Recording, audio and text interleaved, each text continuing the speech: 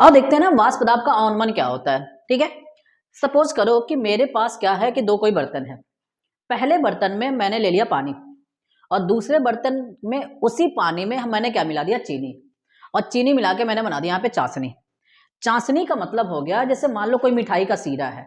ठीक है, अब देखो, अब क्या करो, इस पानी को यहाँ पे 100 डिग्री ताप दे दो, 100 डिग्री सेल्सियस।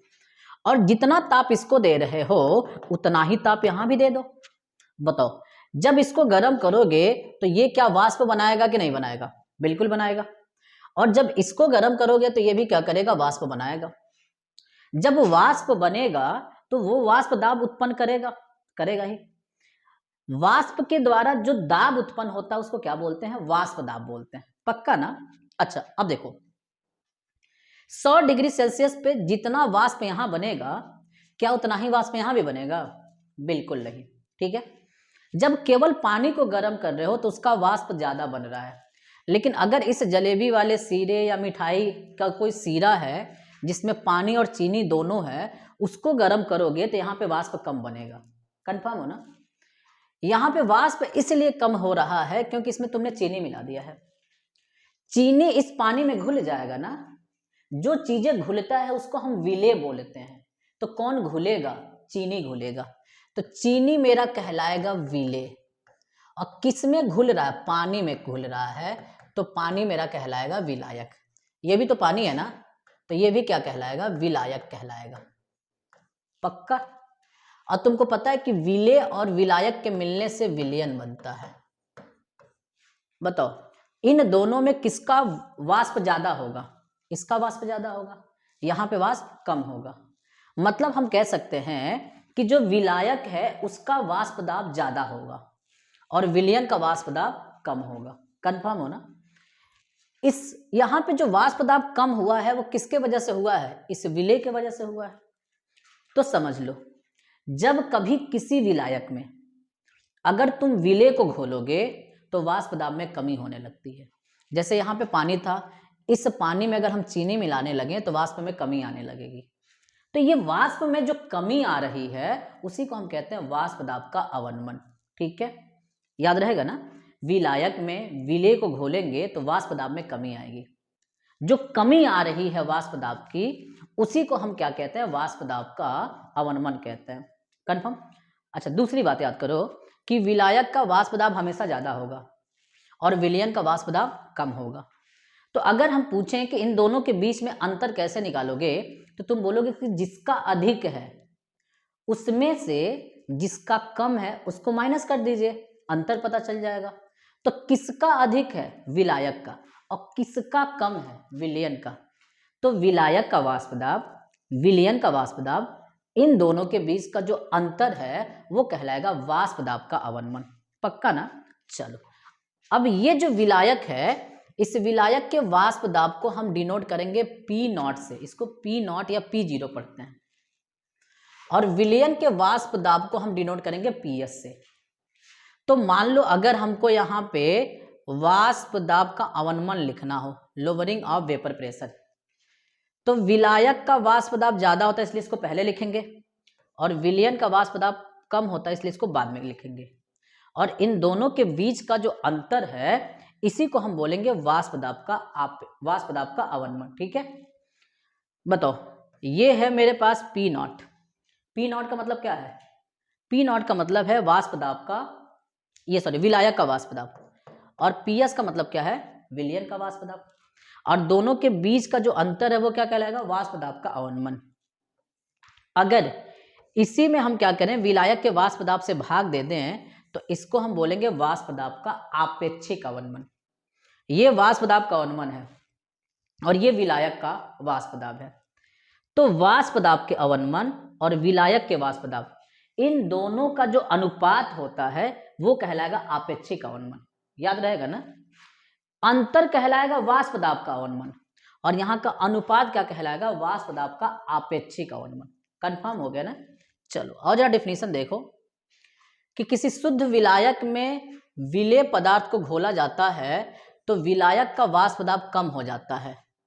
ये वाष्प दाब में हुई जो कमी है इसी को क्या बोलने वाले हो? वाष्प दाब का अवनमन कहने वाले हो। ठीक है। विलायक का वाष्प दाब अधिक होता है और विलयन का कम होता है, तो इन दोनों के बीच का जो अंतर है वही क्या कहलाएगा, वाष्प दाब का अवनमन कहलाएगा। कंफर्म हो। अब हम देखेंगे वाष्प दाब का आपेक्षिक अवनमन। ये देखो, ये जो भी डिफिनीशन है ना, इस सारे डिफिनीशन को आप अपने नोट्स में लिखते चलो, ठीक है। चलो अगला देखो, हमको क्या देखना है, वाष्प दाब का आपेक्षिक अवनमन। तो देखो, वाष्प दाब का अवनमन और विलायक के वाष्प दाब का जो अनुपात है वही कहलाएगा वाष्प दाब का आपेक्षिक अवनमन। कंफर्म। ये दोनों कॉन्सेप्ट सीखने के बाद हम एक तीसरा बहुत इंपॉर्टेंट कॉन्सेप्ट सीखने वाले हैं जिसका नाम है राउल्ट का नियम। बहुत ही इंपॉर्टेंट है, वो एग्जाम में बहुत ज्यादा पूछा जाता है, ठीक है। तो राउल्ट का नियम सीखना है हमको। राउल्ट का नियम सीखना है तो बताओ कैसे बताओगे। डिफिनीशन देखो, इस नियम का डिफिनीशन देखो। ये बताओ क्या है, विलायक का वाष्प दाब है और ये क्या है, विलयन का वाष्प दाब है। इन दोनों के बीच का अंतर वाष्प दाब का अवनमन, और अगर हमने पी नॉट से भाग दे दिया तो वाष्प दाब का आपेक्षिक अवनमन। ये वाष्प दाब का जो आपेक्षिक अवनमन है वो विलेय के मोल प्रभाज के बराबर होता है। किसके मोल प्रभाज, विलेय के मोल प्रभाज, विलेय के मोल प्रभाज के बराबर होता है। ये जो बात है ना, ये जो कथन है, इसी कथन को हम कहते हैं राउल्ट का नियम। तो राउल्ट का नियम अगर पूछे कि क्या है तो क्या बताओगे, ये बताओ क्या है, वाष्प दाब का आपेक्षिक अवनमन। वाष्प दाब का आपेक्षिक अवनमन विलेय के मोल प्रभाज के बराबर होता है, इसी को हम कहते हैं राउल्ट का नियम। कंफर्म हो ना। अच्छा अब देखो, इस मोल प्रभाज को कैसे निकाला जाता है। मान लो मेरे पास ये कोई विलयन है, तो इस विलयन के कितने भाग होते हैं, दो भाग। एक तो विलेय होता है, दूसरा क्या होता है, विलायक। सपोज करो कि जो विलेय है उसका मोल है n और विलायक का मोल है कैपिटल N। ये मोल है भैया, ये मोल। तो इस विलयन का मोल पता करना हो तो स्मॉल n और ये कैपिटल N हो गया, क्योंकि विलयन इन्हीं दोनों से मिलकर बना है, तो इनके मोल जोड़ देंगे तो विलयन का मोल पता चल जाएगा। मोल प्रभाज जिनका निकालना हो, जैसे मान लो हमको विलेय का मोल प्रभाज निकालना हो, जिसका भी मोल प्रभाज आपको निकालना हो तो पहले क्या करना, आप उसके मोल ले लेना। किसका निकाल ले हो, विलेय का मोल प्रभाज। तो विलेय का मोल कितना है, स्मॉल n, और नीचे कुल मोल, तो कुल मोल मतलब स्मॉल n प्लस में कैपिटल N। ये हो गया मेरा विलेय का मोल प्रभाज। अगर विलायक का मोल प्रभाज निकाल दे तो विलायक का मोल और नीचे कुल मोल। ठीक, बताओ यहाँ पे किसके मोल प्रभाज को लेना है, विलेय के मोल प्रभाज। तो क्या तुम इस फार्मूले को ऐसे भी तो लिख सकते हो, विलेय के मोल प्रभाज के लिए क्या लिखोगे, स्मॉल n और small n plus capital N। ये भी क्या है, एक फार्मूला आ गया। कंफर्म है ना। अब देखो, राउल्ट के नियम को अगर आपको लगाना है तो इसके कुछ सीमाएं हैं, इसकी कुछ लिमिटेशन है, ठीक है।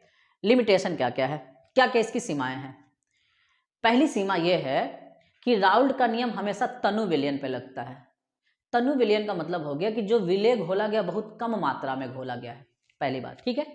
दूसरी बात, जिस विलेय को घोल रहे हो, ठीक है, वो अवाष्पशील होना चाहिए। अवाष्पशील का मतलब ऐसा नहीं कि जब आप उसको गर्म करो तो उड़ जाए, वाष्प बन के उड़ जाए, ऐसा नहीं होना चाहिए, अवाष्पशील होना चाहिए। तीसरी कंडीशन, विलेय को घोले ना तो वो टूटे ना तो वो जूटे, मतलब ना तो उनका वियोजन हो ना तो उनका संयोजन हो। तीन कंडीशन। चौथी कंडीशन, विलेय को जब घोल रहे हो तो विलेय और विलायक को आपस में अभिक्रिया नहीं करनी चाहिए। पक्का ना। ये चार कंडीशन अगर रहेगा तभी राउल्ट का नियम लगने वाला है। कंफर्म है ना। अब एग्जाम में आपसे क्या पूछता है, कहता है कि राउल्ट के नियम को परिभाषित करें तथा इनकी सीमाएं लिखें। बहुत बार ये क्वेश्चन पूछा हुआ है और मैं आपको क्वेश्चन दिखा भी दूं। पहले तो आप इनकी सीमाएं देख लो। केवल किस पे लगेगा, तनु विलयन पर। और जो मेरा विलेय होना चाहिए कैसा होना चाहिए, अवाष्पशील। विलेय का संगुणन और वियोजन नहीं होना चाहिए। विलेय और विलायक को आपस में अभिक्रिया नहीं करना चाहिए। कंफर्म हो ना। तो देखो, ये जो भी पॉइंट ये आपको लिखा गया है उसको आप क्या करो ना, अपने नोट्स में मेंशन करते चलो, ठीक है। अब जैसे देखो, ये क्वेश्चन दिया हुआ है कि राउल्ट के नियम को परिभाषित करें तथा इनकी सीमाएं लिखें। देखो कितने साल पूछ दिया, 2016, 2018, 2023 में पूछ चुका है। ठीक है, अब हम क्या सीखें, अभी तक हम केवल क्या सीख रहे थे, परिभाषा सीख रहे थे। अब हम क्या करेंगे, न्यूमेरिकल लगाना है हमको, तो न्यूमेरिकल लगाने के लिए कुछ फार्मूला बनाएंगे। ठीक है, चलो हमको क्या करना है, राउल्ट के नियम का कुछ फार्मूला बनाना है। पहला फार्मूला बनाना है तनु विलयन के लिए। देखो तनु विलयन का मतलब क्या हो गया कि मान लो मेरे पास ये विलयन है, तो इस विलयन के कितने भाग होंगे, एक तो विलेय हो गया और दूसरा विलायक। विलेय के मोल को स्मॉल एन और इसके मोल को कैपिटल एन, और विलयन का मोल अगर पता करना हो तो दोनों को जोड़ लो। अगर विलयन मेरा तनु है तो विलयन तनु है मतलब विलेय की मात्रा क्या है, कम है, तो पूरे इस विलयन में एक तरफा राज किसका होगा, विलायक का होगा।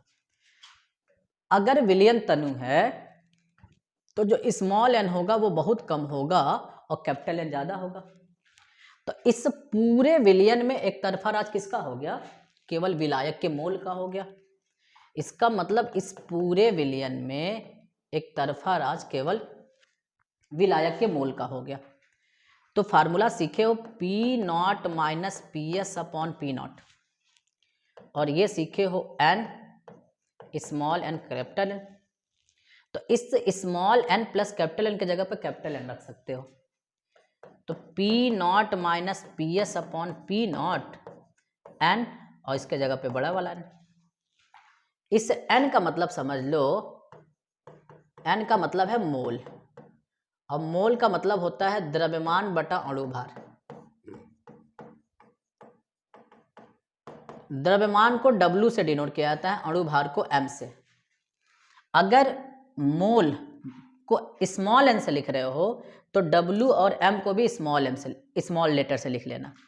लेकिन अगर इसको कैपिटल से लिखोगे तो W भी कैपिटल कर लेना और M भी कैपिटल कर लेना, बड़ा कर लेना। ठीक है, अब एक बात बताओ, यहां से इस N के जगह पे मैं लिख सकता हूं क्या ऐसे, अगर हमको मान लो N के जगह पे लिखना हो तो मैं लिख सकता हूं P naught minus P S upon P naught, N के जगह पे small w upon small M, और कैपिटल एन के जगह पर कैपिटल W बटे में कैपिटल एम। यहाँ तक कोई दिक्कत, ये वाला उठ के तो ऊपर चला गया, मतलब ये हो गया P naught minus P S upon P not, छोटा वाला W अपॉन छोटा वाला M, और ये हो गया बड़ा वाला M और ये बड़ा वाला W। बहुत इंपॉर्टेंट फार्मूला है, बहुत ही ज़्यादा इंपॉर्टेंट फार्मूला है ये। ठीक है, तो ये फार्मूला बहुत इंपॉर्टेंट है, समझ रहे हो ना, ये कंफर्म हो गया कि नहीं हो गया। अब देखो एक फार्मूला और हम आपको सिखाएंगे। मान लो ये मेरे पास एक कोई विलयन था, ये दूसरा फार्मूला है। ये जो विलयन है ए और बी से मिलके बना है, तो ए का जो वाष्प है, ए के द्वारा इसमें वाष्प बन रहा होगा ना, और बी के वजह से इसमें भी वाष्प बन रहा होगा। ठीक है, तो अगर हम कहें, पहली बात तो सीख लेना, एक बात याद सीख लो, जो यहाँ का वाष्प दाब होता है ना किसी विलयन का, वो मोल प्रभाज के समानुपाती होता है। ये बात सीख लेना, वाष्प दाब मोल प्रभाज के समानुपाती होता है, बड़ा इंपॉर्टेंट बात है ये। तो अगर ए का हमको वाष्प दाब निकालना हो, ए का, तो ये बताओगे ये किसके समानुपाती हो गया, ए के मोल प्रभाज के। और अगर बी का हमको निकालना है तो ये किसके समानुपाती हो जाएगा, बी के मोल प्रभाज के। इसको हटाने के लिए हम क्या लिख सकते हैं, इसके जगह पे लिख सकते हैं P naught A X A, और इसको हटाने के लिए हम इसके जगह पे लिखेंगे P naught B X B. Confirm. अब देखो ये नॉट ए का मतलब, जैसे पी नॉट ए का मतलब हो गया, जैसे यहाँ पे ए और बी दोनों का मिश्रण है ना, लेकिन पी नॉट ए लग गया तो केवल हम ए के वाष्प दाब की बात कर रहे हैं, और पी नॉट बी लग गया तो हम केवल बी के वाष्प दाब की बात कर रहे हैं। मतलब जब ए केवल अकेले है उस समय का वाष्प दाब कितना है, और जब बी केवल अकेले है तो उस समय का वाष्प दाब कितना है। अगर हम इस पूरे विलयन का कुल प्रेशर वाष्प दाब पूछे, टोटल, यहाँ पे टोटल, तो बताओ इसमें ए के वजह से भी उत्पन्न हुआ है वाष्प दाब और बी के वजह से भी उत्पन्न हुआ है, और पी ए का मतलब है P naught A X A और P naught B X B, इसका मतलब हो गया। तो ये टोटल वाष्प दाब निकालने का एक फार्मूला हो गया। ठीक है, चलो कुछ न्यूमेरिकल देखें। ये न्यूमेरिकल 2017 का है, इसको कैसे सॉल्व करोगे? तो सबसे पहले तो तुमको ये है जो दिया है चीजें वही लिख लो, क्या क्या चीजें दिया है, गिवन डेट।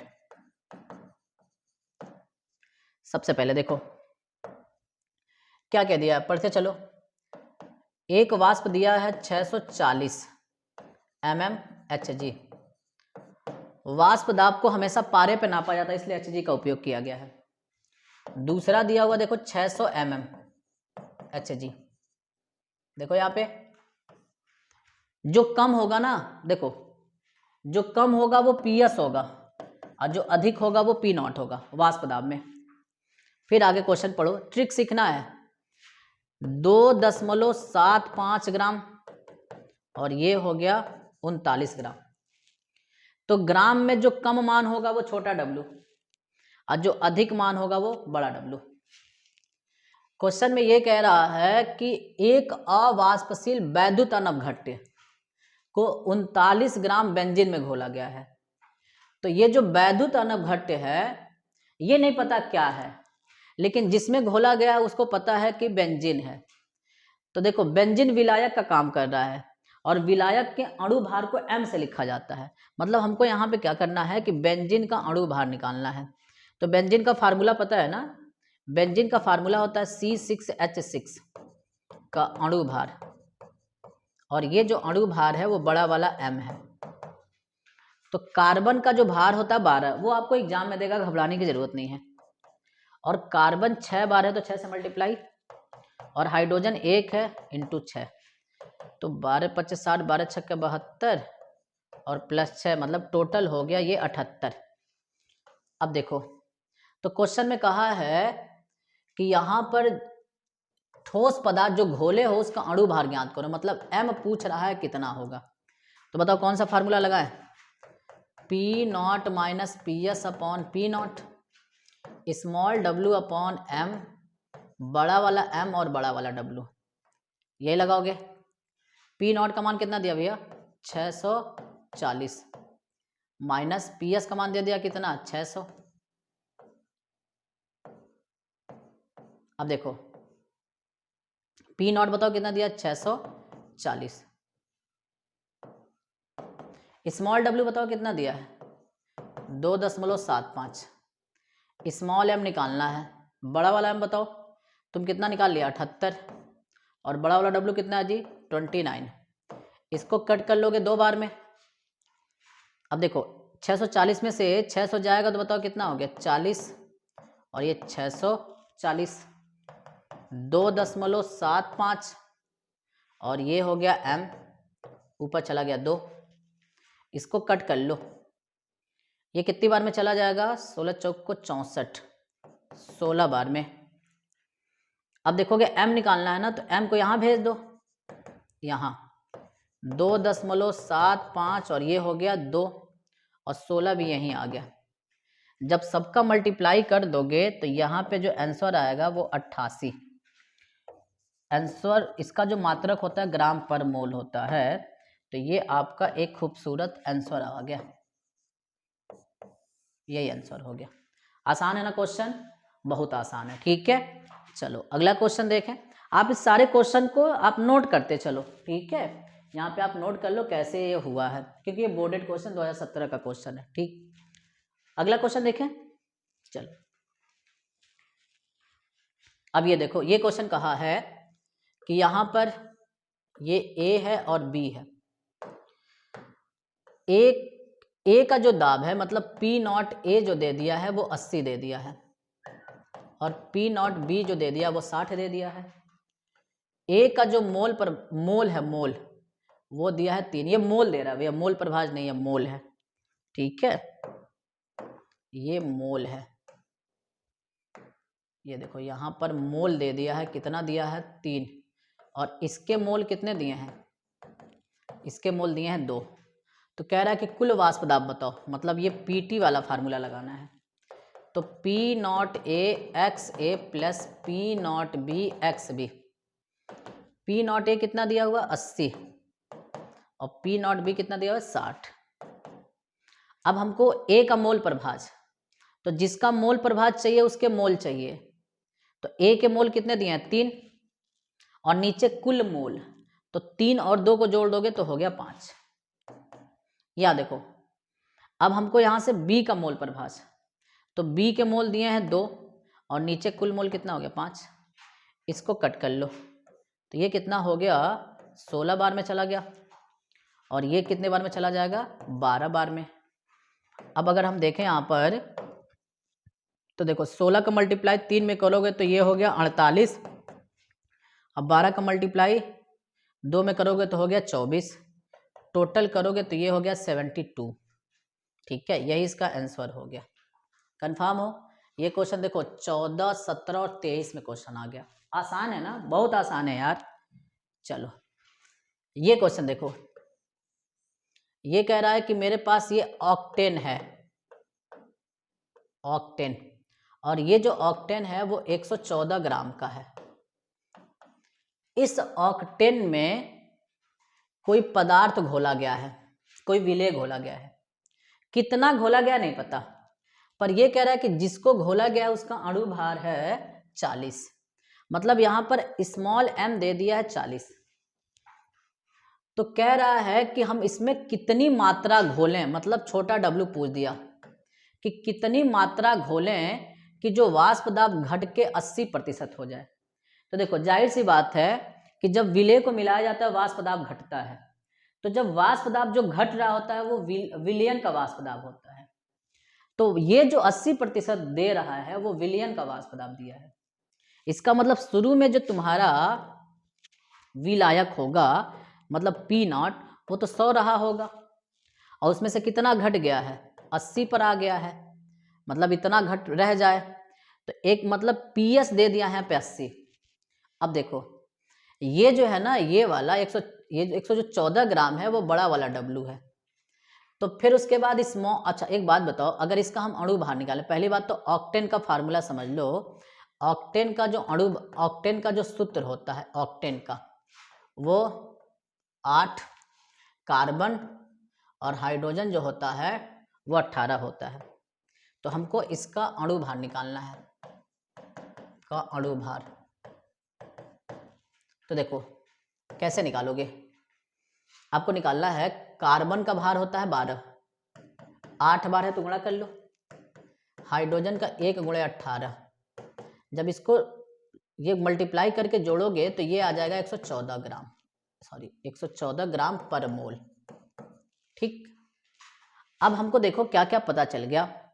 एक तो हमको पता चल गया कि कैपिटल W है 114, स्मॉल m पता चल गया और ये कैपिटल M पता चल गया, P नॉट पता चल गया, PS पता चल गया। तो स्मॉल w निकालना है, तो formula P not minus PS upon P not, small w upon m। ठीक है, और यहाँ से बताओ ये हो गया बड़ा वाला m और बड़ा वाला w, ये हो गया 100, PS बताओ 80, ये हो गया 100। स्मॉल w बताओ कितना है जी, स्मॉल w तो निकालना है भैया। स्मॉल m कितना है 40, बड़ा वाला हम 114 और बड़ा वाला w भी 114, 114 से 114 कैंसिल, ऊपर बच गया 20, नीचे बच गया 100। ये हो गया w बटा 40, इसको कट कर दोगे तो ये चला जाएगा 5 बार में। अब देखो इस 40 को यहाँ भेज दो तो w केवल अपने जगह पे रह गया, ये यहाँ आ गया 40 बटा 5, इसको कट कर दोगे तो आ गया 8 ग्राम। ये सुंदर सा आंसर हो गया। ये क्वेश्चन 2023 का है और ये क्वेश्चन एनसीईआरटी में भी दिया हुआ है। तो एनसीईआरटी के क्वेश्चन तो लगभग आप सॉल्व कर ही लो, एनसीईआरटी ज़्यादा अटेम्प्ट होते हैं। अब देखो ये वाला क्वेश्चन देखो, जल का वाष्प दाब, तो जल का मतलब होता है विलायक। क्या क्या दिया है, गिवन डेट, विलायक का वाष्प दाब मतलब P नॉट दे दिया इसमें 17.535। उसके बाद इसने कहा है कि 25 ग्राम ग्लूकोज है, ये ग्लूकोज दे दिया। और उसके बाद इसने कहा है कि 450 ग्राम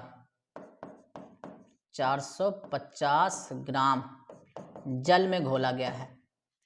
तो ग्राम में जिसका मान कम होता है वो छोटा वाला W, और जिसका अधिक होता है वो बड़ा वाला W।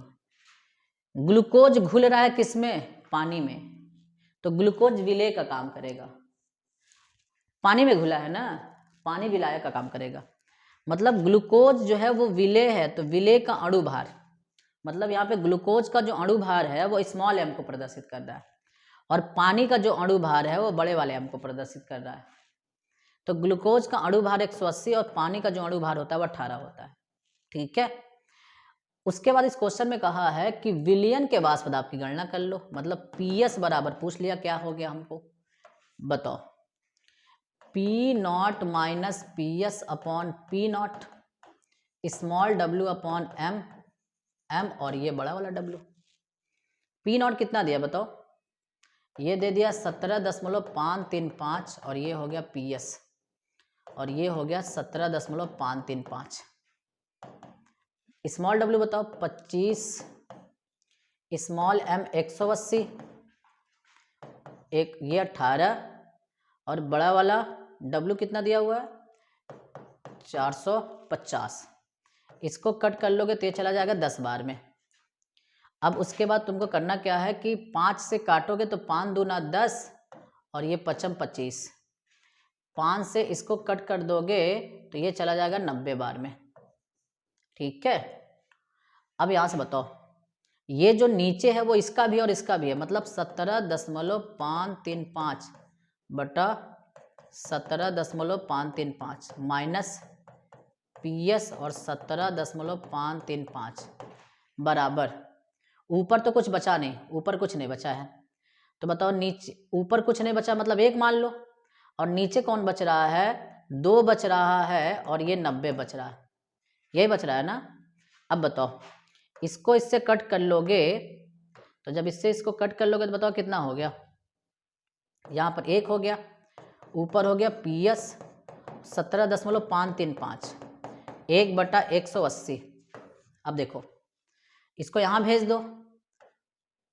अब एक काम करो ना, जानते हो क्या करो, इस वाले सेट को उठा के इधर भेज दो, और इस वाले सेट को उठा के इधर भेज दो, मतलब 1 माइनस 1 बटा 180। अब ये देखो ये क्या हो गया PS 17.535, अगर लॉसो लोगे इसके नीचे कुछ नहीं मतलब 1, तो ये बताओ हो गया 180, ऊपर हो गया 180 माइनस 1, PS बराबर 17.535, ये हो गया 179,180, PS 17.535, इसको कट कर लोगे तो 0.99 आ गया PS, और ये हो गया 17.535, इसका गुणा कर देना इसमें, तो PS बराबर 0.99 गुणे 17.535, तो जब टोटल मल्टीप्लाई करोगे तो ये आएगा 17.43, ये mm, यही इसका आंसर हो जाएगा। ये है आंसर। आसान है ना क्वेश्चन। ये क्वेश्चन 2019 का और NCERT में भी दिया हुआ है। ठीक है, चलो ये क्वेश्चन और देख लो। ये 4 बिलियन दिया हुआ, पूछा है किसका वाष्प दाब कम होगा। तो जब भी ऐसे क्वेश्चन आए ना तो सबसे पहले क्या किया करो, इनको तोड़ा करो। जैसे NaCl को तोड़ोगे तो बताओ Na प्लस और क्या बन गया Cl माइनस, इसको तोड़ोगे तो K प्लस और SO4 डबल माइनस, यहाँ पे K 2 है इसलिए 2 से मल्टीप्लाई कर लो। और ग्लूकोज दे दे चाहे सुक्रोज दे दे चाहे यूरिया दे दे, ये कभी टूटते नहीं हैं, मतलब इनका आयनन नहीं होता है, आयनन नहीं होगा। अब देखो ये m का मान कितना दिया है 1, और यहाँ भी m का मान कितना दिया 1। टूटने के बाद कितने कण मिल रहे हैं, तो सोडियम का 1 कण मिल गया और Cl का भी 1 कण मिल गया, तो कुल कितने कण हो गया 2। यहाँ पोटेशियम का 2 कण मिल गया, SO4 का 1 कण, तो कितना मिल गया 3। ये 2 हो गया और ये 3। कौन सा मान ज़्यादा आ गया? ये। तो जो मान ज़्यादा आ जाएगा उसी का वाष्प दाब कम होगा। ये वाला ऑप्शन सही है। ये 2019 और 2007 में क्वेश्चन पूछा हो गया। तो ये थे आपके वाष्प दाब अवनमन से रिलेटेड कुछ बोर्डेड क्वेश्चन। ठीक है, मुझे आशा है कि सारा का सारा क्वेश्चन आपको काफ़ी अच्छे से समझ में आया होगा। Okay, thank you.